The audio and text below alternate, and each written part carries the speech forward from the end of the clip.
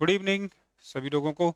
उम्मीद है कि सब लोग स्वस्थ होंगे, मस्त होंगे और तैयारी ऐसे ही जारी रही होगी, कर रहे होंगे आप तैयारी को। ठीक है। तो व्यास आईएएस एकेडमी के इस फास्ट रिवीजन प्रोग्राम में एमसीक्यू तो जो चल रहा है उसमें आपका स्वागत है। मैं कुलदीप व्यास आपका इस पर एक बार हार्दिक अभिनंदन करता हूँ। थोड़ा सा दुखी तो हूँ कि सीडीएस हमारे जो हैं रावत जी, उनका निधन हो गया है। तो जो सेना को स्ट्रेंथ देने की परंपरा पिछले 8-10 सालों में शुरू हुई, उसमें उनका एक बड़ा योगदान है। और मुझे मुझे उनका एक बड़ा स्टेटमेंट अच्छा लगता है, संभवतः उनका ही है, कि हम पहली गोली नहीं दागेंगे, लेकिन जब हम दागना शुरू करेंगे तो फिर हम उन्हें गिनेंगे भी नहीं। तो बहुत बढ़िया मोटिवेशनल स्पीच है या एक सेंटेंस है जो भारत की विदेश नीति के सामंजस्य और एक हार्ड स्टेट की छवि को दिखाता है। तो मैं मानता हूं कि भारत की सेना हमेशा से सक्षम थी, बस थोड़ा सा कहीं ना कहीं नेतृत्व उस चीज को हिम्मत नहीं दिखा पाया कि आगे बढ़ के ओपनली लीड करे। पर्दे के पीछे तो हमेशा से नेतृत्व भी ताकतवर रहा हमारा पॉलिटिकल। और इस हार्ड स्टेट की छवि में मुझे लगता है कि रावत जी का बड़ा योगदान था। तो उनके इसी योगदान को याद करते हुए उन्हें श्रद्धांजलि देते हैं और अपनी क्लास को प्रारंभ करते हैं। चलिए, तो मैं आज आपको भक्ति मूवमेंट पर या भक्ति आंदोलन पर चर्चा करूंगा। और जैसा कि मैंने आपको अपने प्रीवियस वीडियो में भी कहा था कि भक्ति आंदोलन बेसिकली मध्यकालीन भारत की सामाजिक और धार्मिक स्थिति को इंगित करता है। मध्य भारत की सामाजिक और धार्मिक स्थिति के बारे में बताता है। तो ये आंदोलन हिंदू और मुसलमान दोनों में चला, दोनों के संपर्क से चला। वो मैं आपको पहले वीडियो में डिस्कस कर चुका हूँ, जहां मैंने आपको पूरी तरीके से सूफी आंदोलन और उस पर आने वाले आए हुए प्रश्नों की संभावना पर विचार किया था। उम्मीद है अच्छा लगा होगा आप लोगों को, उपयोगिता रही होगी उसकी आपके लिए। इसी क्रम में आज हम एक और वीडियो तैयार करेंगे। वीडियो छोटा ही रखेंगे, 3 वीडियो टोटल हमें तैयार करने हैं भक्ति आंदोलन पर, जो छोटे छोटे इस वजह से। तो पहला कल तैयार हो गया है, दूसरा आज हम भक्ति आंदोलन पर तैयार करेंगे, भक्ति मूवमेंट पर तैयार करेंगे। आज हमारा वीडियो केवल भक्ति आंदोलन का अर्थ और कारण पर रहेगा। ठीक है, यानी इसका इतिहास को देखना है आपको एक तरीके से। भक्ति आंदोलन का प्रचार प्रसार कैसे हुआ, ये मैं आपको तीसरे और अंतिम वीडियो में तैयार कराने वाला हूं। ठीक है, तो चलिए शुरू करते हैं। भक्ति शब्द कहाँ से आया, इसका मीनिंग क्या है? तो भक्ति शब्द भज धातु से, संस्कृत की भज जो धातु है या भज शब्द है, टर्म है, उससे बना है, जिसका अर्थ होता है भजना। और भजने का अर्थ होता है याद करना, मन से किसी को याद करना, समर्पण के साथ किसी को याद करना। तो भक्ति बेसिकली क्या है? किसी को भी जिसको आप मानते हो, जिसको जिसके प्रति आपका समर्पण हो, उसे आप अपने मन से अब याद करें, अपनी स्मृति में लाएं और उसका चिंतन मनन करें। चिंतन ना करें, मनन करें। और मन का मतलब प्रेम से है, यहाँ पर प्रेम युक्त आपको किसी को याद करना है, प्रेम के साथ किसी को याद करना है। तो समझ में आया होगा कि भक्ति आंदोलन बेसिकली वो आंदोलन है जहां पर ईश्वर प्राप्ति के लिए लोगों ने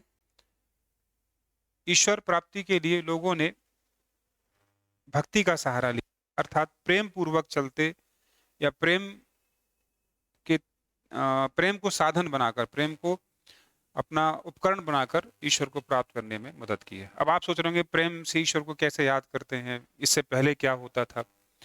तो ये तभी समझ में आएगा कि इसकी आखिर जरूरत क्या थी। क्या हम आज नहीं करते? आज करते हैं, तो आज को भक्ति आंदोलन क्यों नहीं करते कहते? आज इस समय से पहले क्या लोग ईश्वर को प्रेम से याद नहीं करते थे?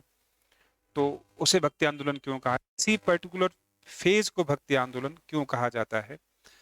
पर्टिकुलर फेज मैंने इसलिए कहा कि मध्यकाल का ये आप समझिए कि 12वीं, 13वीं, 14वीं, 15वीं और संभवतः 16वीं शताब्दी तक सेंचुरी का ये पूरा समय है। मैंने थोड़ा लंबा स्पान ले लिया है, लेकिन ठीक है।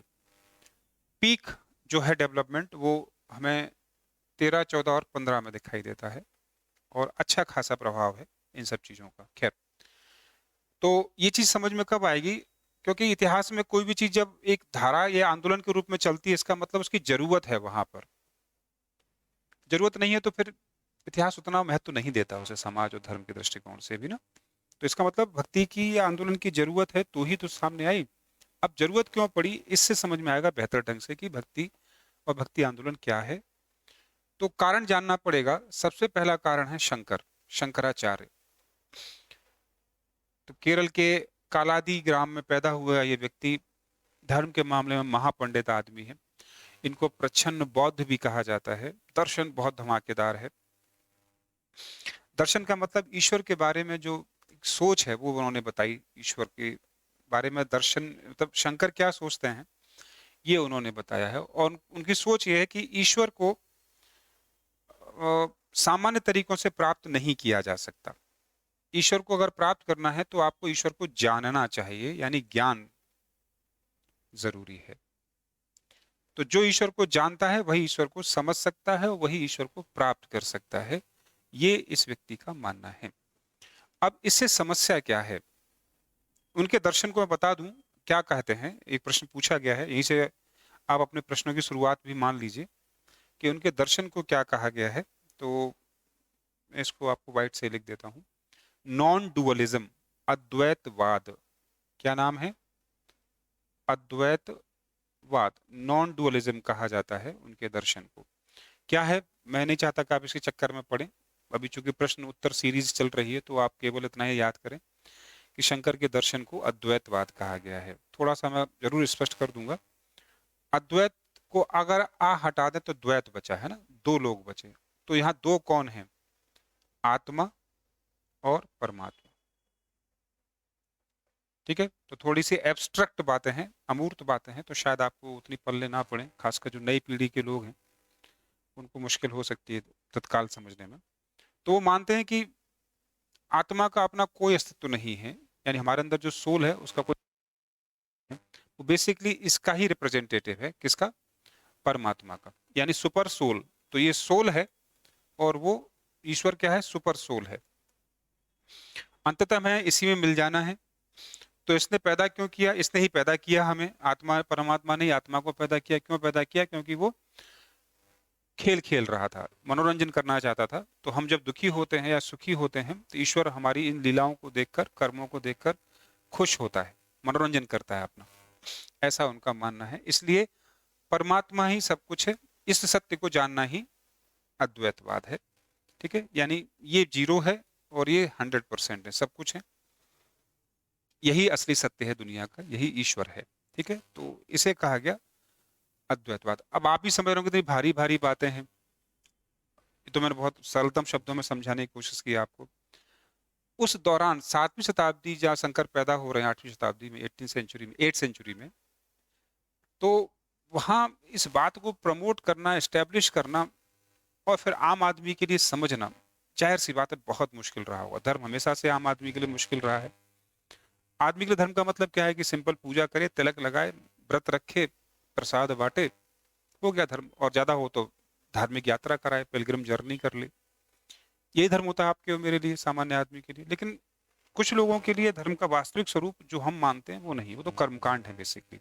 तो धर्म वास्तव में क्या है, शंकर ने समझाने की कोशिश की है। उसी को अद्वैतवाद कहा गया है।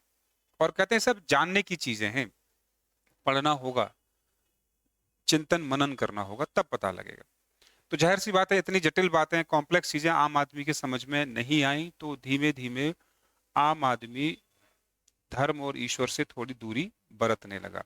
नंबर एक। नंबर दो, जब शंकर ने सब कहा कि ऐसा करना चाहिए तो जाहिर सी बात है कि ये बात सब संस्कृत में लिखी हुई होंगी। संस्कृत कौन पढ़ सकता है? उच्च जाति के, उच्च वर्ग के लोग। यानी शंकर के इस कदम से निम्न जाति और धर्म में, हिंदू धर्म में एक दूरी आ गई है ना। निम्न जाति तो सब पढ़ नहीं सकती, समझना तो बात की बात थी। जब पढ़ने का अधिकार नहीं है संस्कृत, क्योंकि ब्राह्मणों ने व्यवस्था से बाहर कर रखा है उन सबको, तो निम्न जाति के लिए अब मुश्किल है कि कहाँ शरण लें, कहाँ समझे कि ईश्वर कहाँ मिलेगा, कैसे मिलेगा, नहीं समझ में आ रहा है। देख रहे हैं कि कोई आगे बता दे तो चले जाएं उसके साथ में, तैयारी पूरी है। दूसरा कारण जो कल मैंने डिस्कस किया, भारत में इस्लाम जब प्रवेश करता है आक्रमणकारियों के रूप में, तो एक तो आक्रमणकारी है इसलिए पसंद नहीं आया, दूसरा इस्लाम की कई मान्यताएं हिंदू धर्म से बिल्कुल मिलती जुलती या ब्राह्मण संस्कृति से बिल्कुल अपोजिट हैं, तो इसलिए ब्राह्मण संस्कृति और इस्लाम का शुरुआत में क्या हो गया, द्वंद्व हो गया। द्वंद्व राजनीतिक तौर पर, व्यवस्था के तौर पर आम आदमी सामंजस्य आ रहा था। इस्लाम के आक्रमण ने धर्म परिवर्तन को बढ़ावा दिया। इससे भारतीय जनमानस, खासकर उच्च और निम्न वर्ग दोनों ही थोड़े से दबे कुचले हो गए, कछुआ बन गए, टर्टल शायद बोलते होंगे आप उसे। तो टर्टल देखा, जब आप उस पर अटैक करते हैं तो वो अपने आप को एक खोल में रख देता है, मतलब एक स्कल में आ जाता है और उसे चारों तरफ से अपने आप को कवर कर देता है। तो ऐसे ही किसी धर्म पर जब दूसरा धर्म चोट करता है, तो पहला धर्म जिस पर आक्रमण हुआ है वो अपने आप को एक सर्कल में बंद कर लेता है, यानी नई चीजें नहीं आती उसके अंदर, और डे बाय डे वो और सर्कल छोटा होता चला जाता है, यानी रिजिड होता चला जाता है।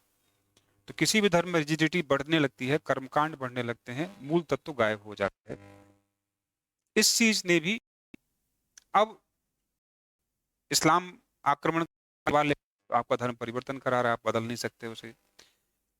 निम्न जाति का एक बड़ा वर्ग था, आज भी भारत की 100% जनसंख्या अगर मान लें तो SC ST OBC मिला दें तो मुझे लगता है कम से कम 80% लोग ये हो जाने चाहिए जनसंख्या के बेसिस पर। आई थिंक थोड़ा बहुत प्लस माइनस होगा इतना। इतना बड़ा वर्ग, कहने का आशय है कि धर्म और ईश्वर से थोड़ी दूरी बन गई है उसकी, चाहे और अनचाहे रूप से। अनचाहे मतलब इस्लाम आ गया इसलिए, और चाहे मतलब ब्राह्मणों ने इस व्यवस्था को इतना कठोर बना दिया कि आम आदमी की पकड़ से धर्म और ईश्वर बाहर जाने लगा है ना। ऐसी स्थिति में क्या सही है कि ईश्वर मिले, ईश्वर के बिना तो कोई रह ही नहीं सकता, और आसानी से मिले, इतनी जटिलता के साथ ना मिले, नंबर 1। नंबर 2, अगर आप मंदिर जाएंगे तो आक्रमणकारी आपको परेशान करेंगे, तो घर में रहकर इजीली आप उसे प्राप्त कर लें। ऐसी स्थिति में एक ही चीज रहती है कि अगर आप एकांत में हैं तो आप याद कर लीजिए किसी को। ईश्वर याद करने से मिल जाए, इतने इससे आसान क्या हो सकता है ना। आप अकेले बैठे हैं, किसी को नहीं पता लग रहा कि आप अंदर क्या सोच रहे हैं, और अंदर ही अंदर राम राम राम राम चल रहा है। तो ये आसान स्वरूप था, आसानी थी, आसानी होने लगी उस समय के लोगों को कि ये सब चीजें से ईश्वर तो दूर हो ही चला है पहले से, अब मिले कैसे। तो ईश्वर को भजिए, भक्ति करिए, और भक्ति में किसी प्रकार के दिखावे की आवश्यकता नहीं होती। भक्ति कब हो सकती है, जब प्रेम होगा। बिना प्रेम के भक्ति आज तक किसी के अंदर नहीं आई। जब तक आप किसी से प्रेम नहीं कर सकते तब तक आप किसी के भक्त भी नहीं बन सकते। तो भक्ति के लिए प्रेम बहुत जरूरी है, ठीक है। और प्रेम जाहिर सी बात है बराबरी वाले से होता है ना, जल्दी होने लगता है ना। अगर आप किसी को अपने से लोअर मान रहे हो तो फिर उससे प्रेम करना थोड़ा सा मुश्किल हो जाता है। फिर वो लस्ट हो सकता है, अफेक्शन हो सकता है, लेकिन वो प्रेम नहीं रहता फिर, है ना। प्रेम बराबरी से होता है, और बराबरी का मतलब होता है कि आप कंफर्ट महसूस कर रहे हो ईश्वर के साथ में। तो इस तरीके से ये बातें जो मैं आपको समझा रहा हूं, ये बातें समय समय पर शंकर के विरोध में, शंकर से अलग हटकर कई विद्वानों ने, कई मुनियों ने इसको आगे बढ़ाना शुरू किया। और वही चीज जब प्रचार में बैठ गई, फलती फूलती रही, उसे कहा गया भक्ति मूवमेंट। यानी धर्म को आम आदमी तक बड़ी सुविधा, सरलता के साथ आसानी से उपलब्ध करा देने वाले लोग ही संत लोग ही भक्ति कर सकते हैं, ऐसा माना जाता है। आप भी कर सकते हैं, आम आदमी भी कर सकता है, याद कर सकता है। तो भक्ति आंदोलन समझ गए इसलिए पॉपुलर हुआ होगा, क्योंकि ईश्वर इतनी आसानी से उपलब्ध कराया जाने लगा है इन लोगों के द्वारा। खैर, एक चीज तो ये है, ये सब उत्तर भारत में ज्यादा है, नॉर्थ इंडिया में धर्म परिवर्तन की स्थिति ज्यादा थी। कुछ लोग मानते हैं कि भक्ति आंदोलन इन कारणों से पैदा नहीं हुआ, उसके लिए एक रहा होगा। वो कारण वही है जो शंकर का है। अगर भक्ति आंदोलन शंकर की वजह से पैदा हुआ तो मान लेते हैं कि चलो साहब इनकी वजह से पैदा हुआ, तो इनका विरोध किस किसने किया, यानी जो शंकर कह रहे हैं उससे समस्याएं बढ़ रही हैं, तो कुछ लोग इसके विरोध में आना चाहते हैं, तो वहां से वो आपके प्रश्न बनना शुरू होंगे। अभी तक की चर्चा में प्रश्न कुछ खास नहीं बना है, एक यही बना कि शंकर का दर्शन बता दीजिए। बाकी अगर बनेगा तो थोड़ा सा ये वाला क्वेश्चन बन सकता है कि आम आदमी की पकड़ से निम्न जाति को बाहर कर दिया गया, इस्लाम का आक्रमण हुआ, नंबर 3 बन सकता है। तो इस्लाम का आक्रमण उत्तर भारत में जिम्मेदार है भक्ति आंदोलन को प्रचार करने के लिए, जन्म लेने के लिए नहीं। जन्म उत्तर दक्षिण भक्ति आंदोलन का जन्म दक्षिण भारत में हुआ, क्योंकि शंकर का जन्म कहाँ हुआ है, केरल में, तो विरोध भी कहाँ होगा, दक्षिण भारत में होगा। इसलिए अगला क्वेश्चन नंबर 4 जो सबसे महत्वपूर्ण है कि भक्ति या भक्ति आंदोलन का जन्म कहाँ हुआ, दक्षिण भारत में हुआ। राज्य नहीं पूछेगा, ठीक है। इसके बारे में एक दोहा भी मिलता है, आप लोग लिखना चाहें तो लिख लें। भक्ति दक्षिण उपजी लाए रामानंद। भक्ति माने आंदोलन समझ गए, दक्षिण उपजा, और नॉर्थ इंडिया में कौन लाया, क्वेश्चन यूपीएससी शायद 2003-4 में पूछा है, मतलब मेरा उस साल एग्जाम था प्री, तो उस साल मैंने भी इस प्रश्न को अटेम्प्ट किया और सही था जवाब। दक्षिण से उत्तर लाने में भूमिका किसने निभाई भक्ति आंदोलन को, तो रामानंद। क्लियर है, फिर मैं बता दूं, दक्षिण भारत में भक्ति अगर उपजी, भक्ति आंदोलन पैदा हुआ, तो उसका कारण शंकर हैं। उत्तर भारत में अगर इसको फैलने और प्रचारित प्रसारण में आसानी हुई, तो उसके लिए कारण फिर ये और ये दो कारण जिम्मेदार हैं, खासकर ये वाला कारण ज्यादा जिम्मेदार है। तो कंफ्यूजन नहीं है, दोनों ही कारण इसलिए मैंने लिखे नंबर 1 और नंबर 2। मूल कारण ये है, भारत में प्रचार प्रसारित, नॉर्थ इंडिया में अगर आसानी से, जैसे कहते हैं ना कि पौधा कब फलता फूलता है, जब उसे अच्छी मिट्टी और पानी मिल जाए, तो उत्तर भारत की इन स्थितियों ने क्या किया, इस पौधे को फलने फूलने में मदद कर दी। ये तो ये दो कारणों से भक्ति आंदोलन पैदा होता है, ये नंबर समझ में आ गया आपको कारण। अब मैं बात कर रहा था कि विरोध में जो लोग आए हैं उन्होंने भी अपने अपने दर्शन दिए हैं, जाहिर सी बात उन्होंने भी कुछ कहा ही होगा। तो जो लोग विरोध में आए हैं उनके दर्शन, एक चार्ट आपको बना लीजिए, तो मैं आपको चार्ट अलग से बनवा देता हूँ, यही बना लीजिए उसे। एक तरफ फिलॉसफी लिखिए और एक तरफ फाउंडर प्रतिपादक लिखिए, ठीक है। तो पहला दर्शन मैं आपको लिखा चुका हूं, अद्वैतवाद है, नॉन डुअलिज्म है। अद्वैतवाद शंकर का है, शंकराचार्य का है, ठीक है। यहां से आप लोग नंबर 2, नंबर 3, नंबर 4, 5 ये सारे क्वेश्चंस बने हैं, एज इट इज पूछे जाने हैं आपसे, ठीक है। तो मैं उम्मीद करता हूं कि ये बात यहां तक आपको समझ में आ गई होगी, ठीक है। तो आगे लिखिए। दूसरा दर्शन है शुद्ध अद्वैत। शुद्ध अद्वैत, प्योर प्योर नॉन डुअलिज्म, शुद्ध अद्वैत, वल्लभाचार्य। शुद्ध अद्वैत, शुद्ध अद्वैत, तो प्योर नॉन डुअलिज्म, क्या नाम बताया मैंने, वल्लभाचार्य।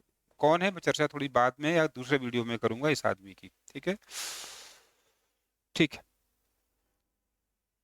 आगे लिखिए। अगला दर्शन है रामानुजाचार्य का विशिष्ट अद्वैत, स्पेसिफिक नॉन डुअलिज्म। ये शुद्ध दे रहे हैं, याद रखना, मैं अभी अंतर करा देता हूं जिससे आपको याद करने में आसानी हो। ये केवल अद्वैत दे रहे हैं, नॉन डुअलिज्म, ये प्योर, और ये स्पेसिफिक दे रहे हैं, ठीक है। यही फर्क है, यही आपको तैयार में दिमाग में रखना है। विशिष्ट अद्वैत, स्पेसिफिक नॉन डुअलिज्म। अब ये शब्द थोड़े भारी हैं, लेकिन मैं अब कुछ नहीं कर सकता क्योंकि आपको ऐसे ही रटने पड़ेंगे। विशिष्ट अद्वैत, तो जवाब होगा रामानुजाचार्य। रामानुजाचार्य दक्षिण भारत में भक्ति आंदोलन का यही व्यक्ति फाउंडर है। यदि उत्तर भारत में रामानंद फाउंडर हैं भक्ति मूवमेंट के, तो दक्षिण भारत में रामानुजाचार्य को आप जवाब लगाएं कि ये दक्षिण भारत में भक्ति मूवमेंट के जन्मदाता हैं। अर्थात शंकर को चुनौती अगर किसी ने दी पहली बार, इस आदमी ने दी अपने विशिष्ट अद्वैत के माध्यम से। इसका सीधा अर्थ यह था कि शंकर से पूर्ण सहमति नहीं है, शंकर में सुधार करना चाहते हैं, रिफॉर्म्स करना चाहते हैं, ठीक है। चलिए आगे लिखिए।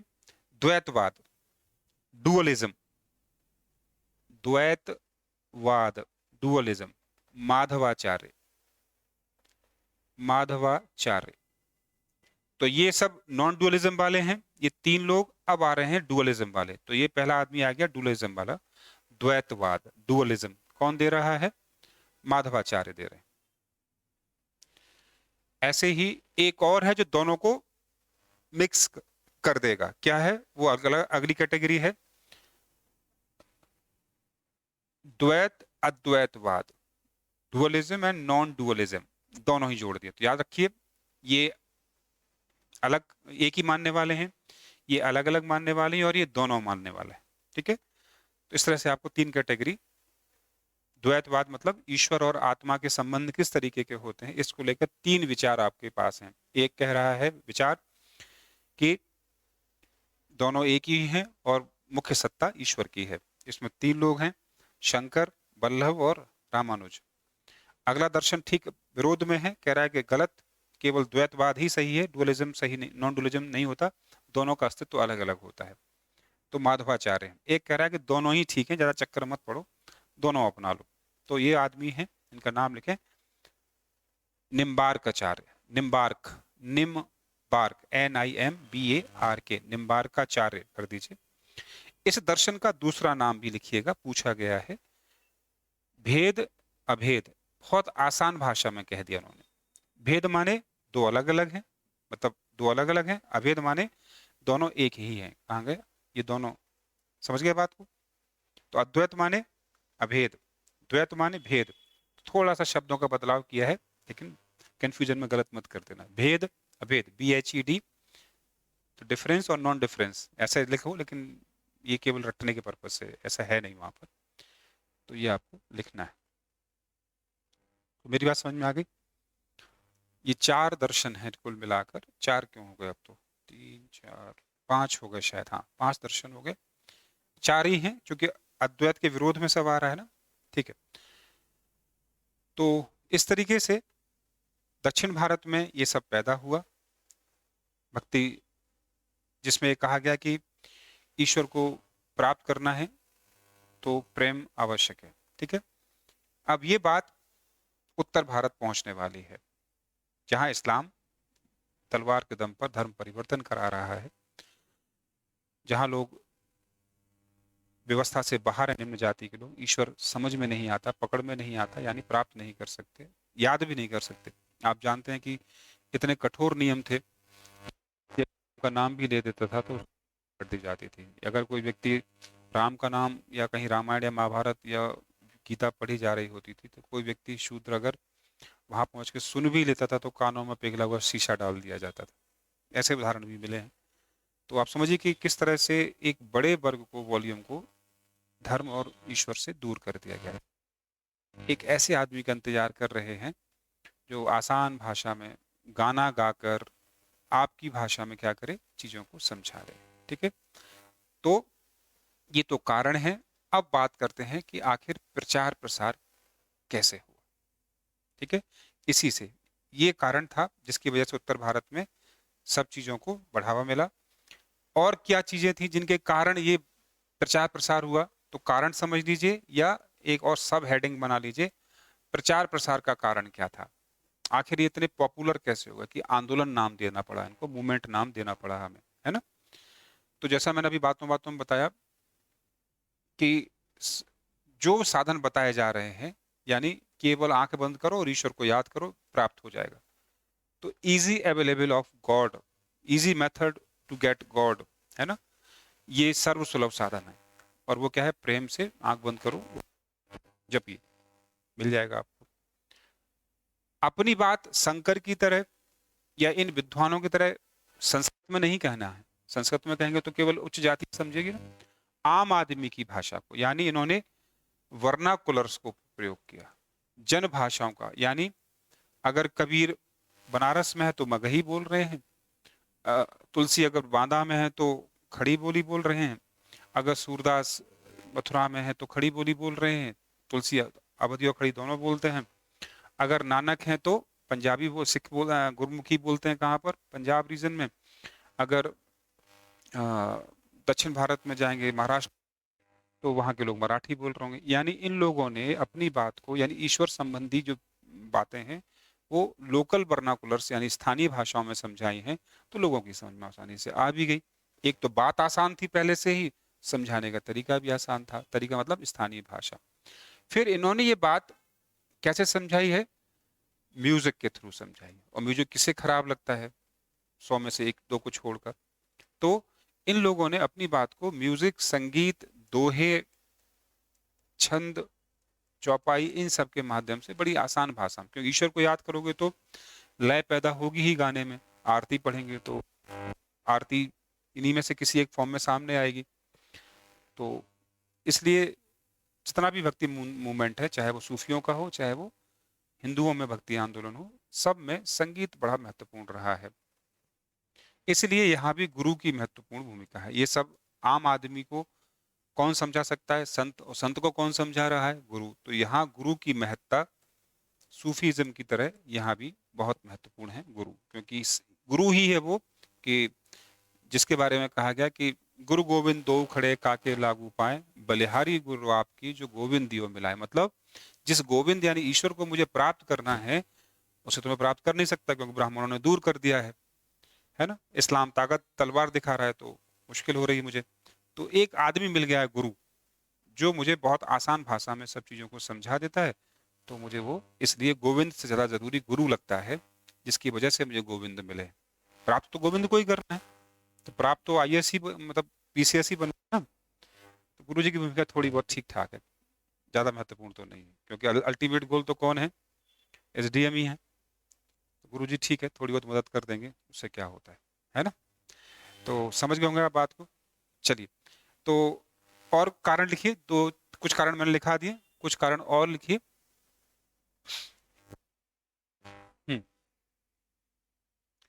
इन्होंने मूर्ति पूजा पर बल नहीं दिया, क्योंकि मूर्ति पूजा से कर्मकांड आता है, मंदिर जाना पड़ेगा, तो लोग देख लेंगे, ब्राह्मण मारेगा, तलवार लिए हुआ वो कट्टर इस्लाम मारेगा उनको।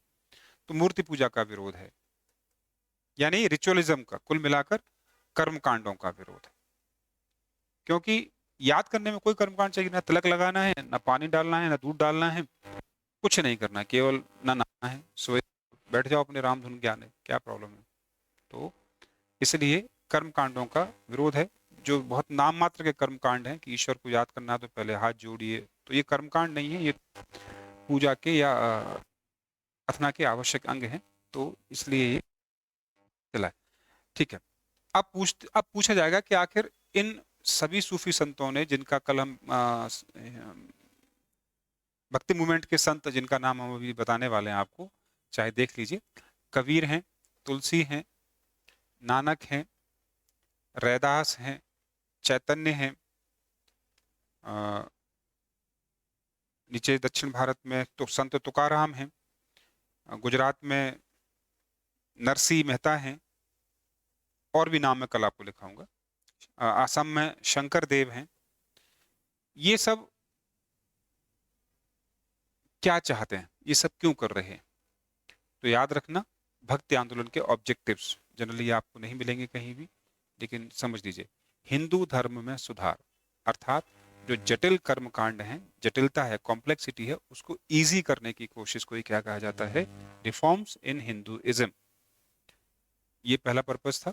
और दूसरा पर्पस था इस्लाम के साथ कोऑर्डिनेशन, समन्वय हो जाए किसी तरीके से, क्योंकि इस्लाम और हिंदुइज्म मूल मान्यताओं को लेकर देखें तो पश्चिम और पूरब का रिलेशन है, वेस्ट और ईस्ट का रिलेशन है।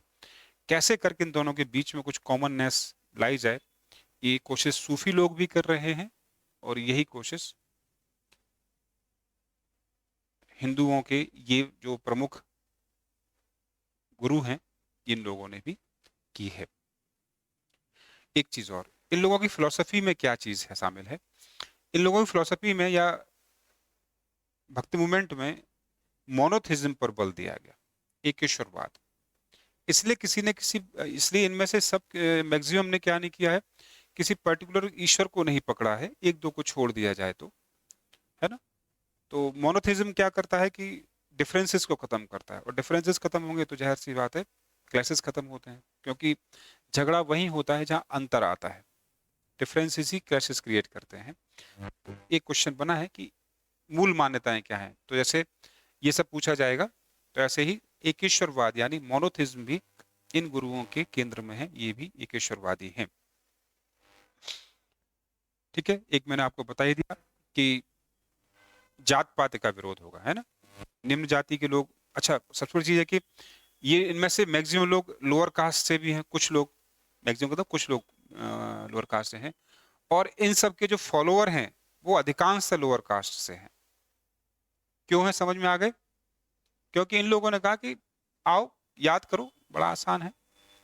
तो इसलिए किसको क्यों हो रही थी ईश्वर को प्राप्त करने में? निम्न जाति के लोगों को। तो ये निम्न जाति के लोग इनका वेलकम करेंगे और यही इनकी पॉपुलैरिटी का सबसे बड़ा रीजन बने।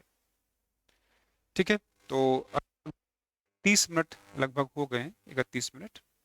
तो शुरू के अगर 3-4 मिनट निकाल दें तो 25 मिनट का ये लेक्चर है, जिस पर मैंने भक्ति आंदोलन क्या था इसको समझाने की कोशिश की है, और उम्मीद करता हूँ समझ में आई होगी। सेकंड लेक्चर, थर्ड और लास्ट लेक्चर है, इसी का सेकंड पार्ट जो होगा, अब वो हमें चर्चा करनी है कि ये लोग क्या कर रहे हैं, इन्होंने ही इसको प्रमोट किया, प्रचारित प्रसारित किया, तो वो रटने वाली चीजें ज्यादा हैं उसमें भी। तो जल्दी ही नेक्स्ट वीडियो में हम इन भक्ति आंदोलन के जो पुरोधा हैं, जो जो कैरियर्स हैं, उन पर चर्चा करेंगे। ठीक है, तो इसी उम्मीद के साथ कि आपको समझ में आया होगा, जल्दी ही आपसे फिर मुलाकात होगी। तब तक के लिए टेक केयर, गुड बाय।